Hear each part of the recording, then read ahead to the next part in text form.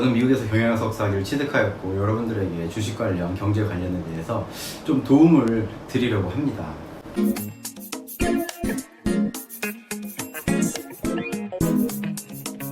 오늘은 버핏이 IPO 기업에 투자하였다 그래서 큰 주목을 받고 있는 스노우플레이크에 대해서 한번 다뤄볼 건데요. 버핏은 지금까지 IPO가 기업들에게 도움이 되지 우리 투자자들에게는 큰 도움이 되지 않는다고 그래 왔었거든요.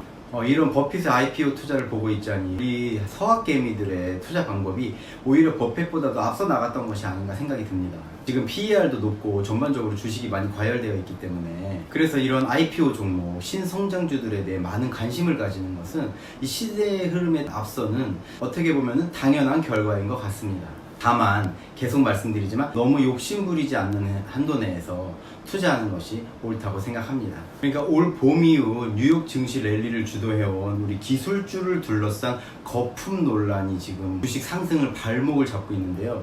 그러나 이 주식 매수 시기를 저울질하고 있는 막대한 대기 자금을 근거로 한 그런 낙관론도 굉장히 팽배하다고 합니다. 보통의 경우는 이렇게 변동 없이 조금 떨어지는 듯이 왔다 갔다 하다가 다시 상승으로 이어지는 경우가 많은데요. 이렇게 한번 말씀을 드려볼게요. 공황 같은 경우는 2000년 이후에 한 5번 있었죠. 4년에 한 번씩 오는 거네요. 그리고 이제 중간 공황, 그러니까 약 한 20-30%, 그러니까 공황 같은 경우는 30-40% 이상의 폭락, 그리고 중간 공황 같은 경우는 20-30%의 폭락이라고 할 수 있겠죠. 한 1년에 한 번 오는 것 같아요. 이거는 제 개인적인 의견입니다. 어디서 뭐 참고한 게 아니고. 작은 공항은 1년에 3-4번 내지 한 4-5번 정도 오는 것 같아요. 중간 공항에서 약간 작은 조정이라고 볼 수 있겠죠. 요 사이 정도에 있는 상황인 것 같습니다. 그러니까 3월 팬데믹 이후 7월 말 정도에 좀 주춤했었고 지금 요새 9월 초에 좀 주춤하고 있죠. 조금 더 떨어지는 거 보고 이제 오르는 느낌일 때 그럴 때 추가 매수하시는 것이 좋겠다는 저의 생각입니다. 하지만 사실 제가 결론을 좀 한번 엉뚱하게 한번 내볼게요. 우리가 주식 투자라는 것은 말 그대로 투자잖아요. 주식을 잘하는 사람들은 진짜 1년에 30-40% 낼 수도 있고 초보자분들 잘 못해서 1년에 10% 낼 수도 있어요. 하지만 우리가 투자를 계속 한 달에 뭐 1000불, 3000불, 5,000불, 10,000불까지 매달 그렇게 많은 투자를 할 수 있다면 우리가 10%를 내던 20%를 내던 30%를 내던 투자를 더 많이 하는 사람이 결국은 더 많은 자금이 생기겠죠. 좀 허무한 결론을 말씀드릴게요. 너무 주식 투자에 그 사소한 등락에 신경 쓰느라고 자신의 일들도 하지 못하고 정말 자신의 일 열심히 해서 거기서 오히려 많은 수익을 올려서 한 달에 10,000불, 20,000불씩 벌어서 나머지 여유자금으로 10,000불씩 투자하고 이런 식으로 해서 투자 금액을 늘리는 것이 결국은 주식 투자의 성공이 아닐까 하는 그런 결론을 한번 내려봅니다. 물론 우리는 1년에 25%의 수익을 올리려고 지금 굉장히 노력을 하고 있긴 합니다. 자, 그럼 이제 본론으로 들어가겠습니다.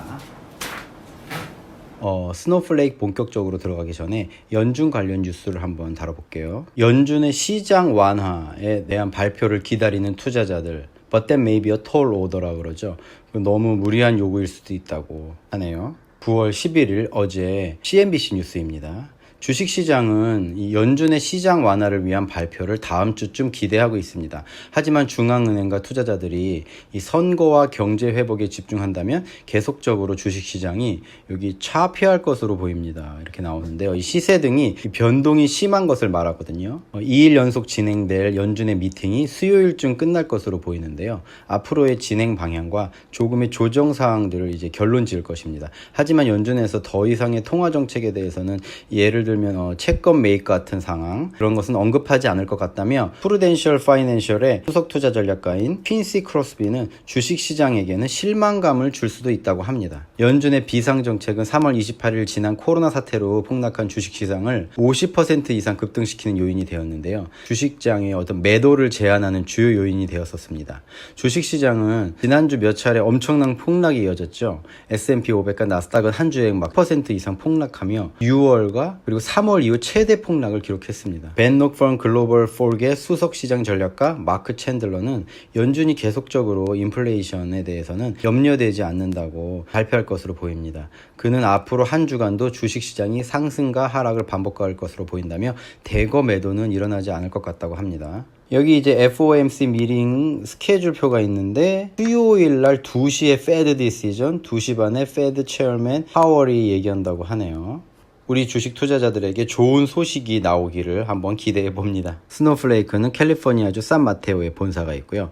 프랭크 슬루트만 최고 경영자 겸 회장은 소프트웨어 관련 기업에서 약 25년 이상의 경력을 갖춘 인물로 지난 2011년부터 2017년까지 서비스나우를 이끌었습니다. 지난 2012년 서비스나우의 성공적인 IPO를 이끈 인물로 평가를 받기도 하죠.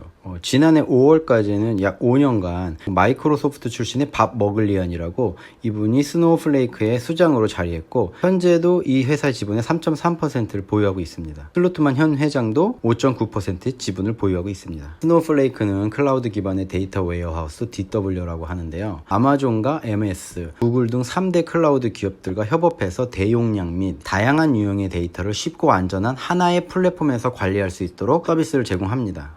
아마존 웹 서비스나 MS 애저 등 거대한 클라우드 플랫폼들 또한 스노우플레이크와 마찬가지로 DW를 직접 제공하고 있는 가운데 이들 경쟁사들 사이에서도 빠른 성장을 보여 주목받아 왔는데요. 2018년 당시 기업 가치가 39억 달러 정도로 평가됐는데 지난 6월 기준 가치는 120달러 수준으로 뛰었습니다. 상장 후에는 240억 달러 규모의 가치를 보일 것으로 추정되고 있습니다. 스노우플레이크는 이번 회계년도 상반기에 2억 4,200만 달러 매출 그리고 1억 7,100만 달러 손실로 전년 동기 대비 외형 실적이 크게 좋아졌습니다. 순손실은 여전히 적자를 기록 중이지만 순손실 폭은 점차 줄어드는 등 이익 측면에서도 개선이 이루어지고 있다는 평가입니다. IDC 보고서에 따르면 통합 데이터 관리를 제공할 수 있는 시장은 기회가 매우 많고 상당한 규모로 성장할 것으로 예상된다고 하고요. CNBC는 스노우플레이크의 IPO 결정은 코로나19가 미국을 강제적인 봉쇄 조치로 몰아붙이고 실업률을 끌어올린 이후 기술업체들이 얼마나 변화했는지를 보여주는 또 다른 신호라고 평가했습니다. 코로나19가 애플과 마이크로소프트 등 기술주의 가치를 끌어올렸고 스노우플레이크 역시 이 같은 흐름에 발맞춰 당초 대선 이후에 진행하려고 했던 IPO 일정을 앞당기게 됐다는 것입니다. 그러니까 지금 코로나19 때문에 경제가 굉장히 안 좋고 그렇지만 클라우드 소프트웨어 업체는 계속 성장하고 있습니다. 코로나19에 대한 데이터 저장 및 분석 등 의료 산업에서도 그 수요가 증가하고 있어 스노우플레이크에도 긍정적인 것 같습니다. 그런데 스노우플레이크가 화제인 이유는 말씀드렸듯이 워렌 버핏이 투자 결정을 해서죠. 버핏은 아시다시피 2010년도까지 기술주 IPO 등에 거의 참여하지 않았습니다. 하지만 새로운 펀드 매니저 등을 영입하면서 기술주를 매수할 뿐만 아니라 IPO에도 심심치 않게 참여하고 있는 것을 볼 수 있습니다. 그래서 버크셔 해서웨이는 상장 준비 중인 스노우플레이크 주식을 310만 주를 사들인다고 했고요. 스노우플레이크 IPO 예상 가격인 주당 75에서 85달러 사이니까 약 중간 가격인 80달러 정도로 계산하면 310만 주의 가치는 2억 4,800만 달러 정도입니다. 또 버크셔 해서웨이는 스노우플레이크가 상장된 이후에 주식시장에서 400만 주를 전 최고 경영자 머글리안에게서 IPO 가격에 사들이기로 계약했으니까 총 해서웨이가 보유하게 될 주식은 모두 710만 주에 이릅니다.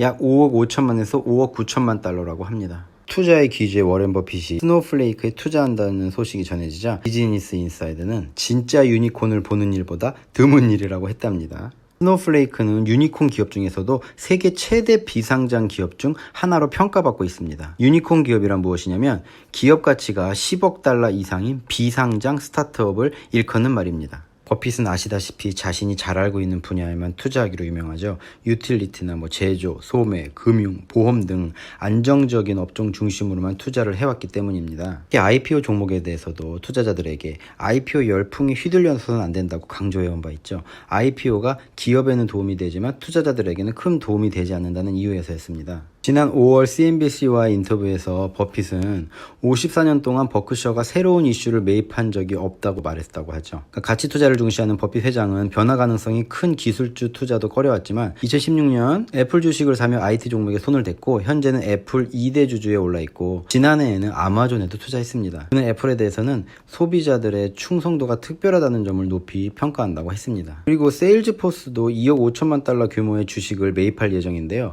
일각에서는 세일즈포스와 버크셔 해서웨이가 투자했다는 소식에 기뻐하는 분위기인데요. 벤처기업 인수를 꺼려온 버크셔 해서웨이까지 나섰다는 점에서는 스노우플레이크의 성장 가능성이 증명됐다고 볼 수도 있는 거죠. 그리고 지금 여기서 다 말씀드릴 수는 없겠지만 이 스노우플레이크가 시장 점유율을 확대하기 위해서 자금 조달을 하고 있는데 어마어마합니다. 이 기업은 엄청난 투자를 받으면서 세계 최대 비상장 기업으로 부상을 한 겁니다. 스노우플레이크 창업은 베놀트 다그빌, 티어리 쿠스런스, 마신 추코스 등이 3명이 주도했는데요. 여기 베놀트 다그빌, 티어리 쿠스런스는 이 어떤 브로맨스라 그래가지고 여기 영상 한번 보시겠습니다. 이 회사는 2019년 2월 고객 수가 1,400개, 매출액 성장률이 257%라고 공표했고요. 고객으로는 도어넷시와 넷플릭스, 오피스 디포, 야마하 등이 포함됩니다. 2019년 10월 시점에서 고객 수가 무려 2,500개에 이릅니다. 하지만 마이크로소프트의 직접적인 견제를 받고 있는데요. 3월 달에 마이크로소프트는 최근 자체 클라우드 기반 데이터 분석 제품을 업그레이드하고 스노우플레이크를 상대로 한 공세에 돌입했습니다. 마이크로소프트는 2018년부터 자사 애저 클라우드 플랫폼에서 스노우플레이크 데이터베이스를 판매해왔죠. 하지만 자체 솔루션을 업그레이드한 이후에는 고객들을 상대로 스노우플레이크 대신 자사 제품을 써줄 것을 설득하고 있습니다. 스노우플레이크는 클라우드 기반 DW 시장에서 마이크로소프트 외에도 AWS, 레드시프, 오라클 등 거물급 회사들과 경쟁하고 있는데요. 이런 경쟁 구도 속에서도 빠르게 성장하고 있어 눈길을 끄는 부분입니다. 그래서 이제 스노우플레이크가 9월 8일 날 S1 문서를 제출했다고 하는데요. 이것이 무엇인지 간단히 한번 보겠습니다. 이제 주식을 새로 발행할 때는 SEC 등록 절차를 거쳐야 합니다. SEC는 US Securities and Exchange Commission이라 그래서 미국 증권거래위원회예요. 회사가 처음으로 주식을 발행할 때 필요한데요. 기업 공개, IPO라고 그러죠. 기업 공개할 때 SEC에 등록되는 서류를 폼 S1이라고 합니다. 폼 S1은 미국 증권 신고서 Registration Statement로서 Securities Act of 1933에 의거하여 공개적으로 거래되는 증권의 투자자에게 해당 회사의 사업적, 재무적, 법적 정보 등을 투명하게 공개해야 하는 의무에 따라 제출하는 서류입니다. 그래서 공시자료에는 어떤 것들이 있냐면은 지금 S1, S11 그리고 10K라고 들어보셨죠? Annual Report, 그리고 Earning Release, Investor Presentation, Financial Supplement 등 굉장히 많은 공시자료들이 있습니다. 이번에는 Seeking Alpha 영문 번역 시간입니다. 제목은 워렌 버핏이 스노우플레이크에 투자한 그런 놀라운 소식입니다. 9월 11일 기사고요. 앞전에 회사 설명드린 내용에도 겹치는 부분이 있어서 그거는 거의 빼고 말씀드리겠습니다. 버크셔 해서웨이가 금채그룹 일본 무역회사에 관심을 보이더니 이번에는 사스 비즈니스를 하는 IPO인 스노우플레이크에도 관심을 가지고 있다고 합니다. 스노우플레이크는 세일즈에 비해 40배 높은 가격에 거래되는 기업으로 워렌 버핏의 투자 성향에서 많이 벗어난 베팅이라고 하네요. IPO 상장 두 번째로 빠르게 성장하는 사스 기업이며 사스 상장 기업 중 가장 빠르게 성장하는 기업 3위라고 하네요. 기사를 쓴 브람드 하스는 자신이 기업을 조사하는 이유는 버크셔가 인수하는 것이 너무나 이례적인 일이어서라고 합니다. S1을 읽어보니 워렌 버핏이 좋아할 만한 이유 몇 가지가 눈에 띄었다고 하네요. 먼저 데이터 분석을 위한 저장법은 정말 간단하다고 하는데요. 심플한 서비스지만 자신이 알아본 바로는 스노우플레이크가 이것을 아주 뛰어나게 잘하는 엄청난 실력의 기업이라는 점에서 다른 기업들과 차별화됩니다. 버핏이 클라우드 관련 기업 모델을 좋아할 수 있는데 오늘날 시장에서 이러한 회사의 가격은 대부분 높게 측정되어 있죠. 고객은 사용 부분만 지불하거나 선불로 많은 할인을 받을 수 있고 적은 자본으로도 운영이 가능하고 잠재적으로 어느 시점에서 운영 자금이 마이너스가 될 수도 있습니다. 버핏이 좋아하는 장점이라고 하죠. 이 비즈니스 모델은 고객이 구독에 묶여있지 않다는 점에서 기존 사스와 약간 다르고요. 장점이라면은 마이크로소프트 애저나 아마존 웹 서비스 등에서 실행이 됩니다. 회사 간의 데이터 사용량이 증가함에 따라 이론적으로는 추가 고객 확보 없이도 스노우플레이크의 수익도 증가합니다. 슬루트만이 상장한 세 번째 회사라고 하는데요. 오라클 엔지니어들이 만들었다고 하고요. 이런 것들이 버핏이 더 편안함을 가지는 이유 중 하나일 수 있겠다고 하네요. 단점은 짧은 시간 내에 고객을 잃을 수도 있다는 것입니다. 그러나 고객 기업이 스노우플레이크를 통해 중요 정보를 교류할 경우 계속적으로 이용하게 되겠죠. 버핏은 손실이 많은 기업을 별로 좋아하지 않습니다. 스노우플레이크는 여전히 적자입니다. 그러나 공개된 재무 정보를 통해 수익이 증가함에 따라 수익의 일정 비율로 손실이 점차 적어지는 것은 확연합니다. 대부분의 사스 기업들이 이 부분이 명확하지 않습니다. 하지만 언젠가 버핏의 40배 높은 주가의 스노우플레이크에서 매출 흑자인 기업으로 옮겨갈 가능성이 충분하다라고 결론을 내립니다. 네, 오늘 세계 최대의 비상장 기업 중 하나인 스노우플레이크에 대해서 알아봤는데요. 과연 이 유니콘 기업이 주식 상장 후 어떤 행보를 이어갈지 너무너무 기대가 되는데요. 우리 한번 잘 살펴볼 그런 기업인 것 같습니다. 그리고 과연 버핏이 애플처럼 이 스노우플레이크를 통해서 다시 한번 대박을 칠지 그것도 한번 관전 사항인 것 같습니다. 네, 영상 시청하여 주셔서 감사합니다. 다음에 또 더욱더 유익한 영상으로 찾아뵙겠습니다. 감사합니다.